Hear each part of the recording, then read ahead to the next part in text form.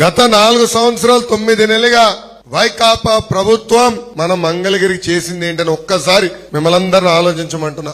ఒక మాటలో చెప్పాలంటే ఈ ప్రభుత్వం మనకు చేసింది గుండు సున్నా. 2 సార్లు వైకాపా పార్టీని మీరు ఆశీర్వదించారు, దీవించారు.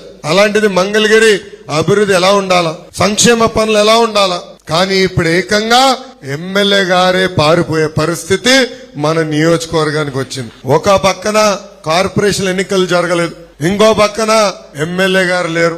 ఇంకా మంగళగిరి పరిస్థితి ఎలా ఉందో ఒక్కసారి మంగళగిరి ప్రజలందరూ ఆలోచించాల.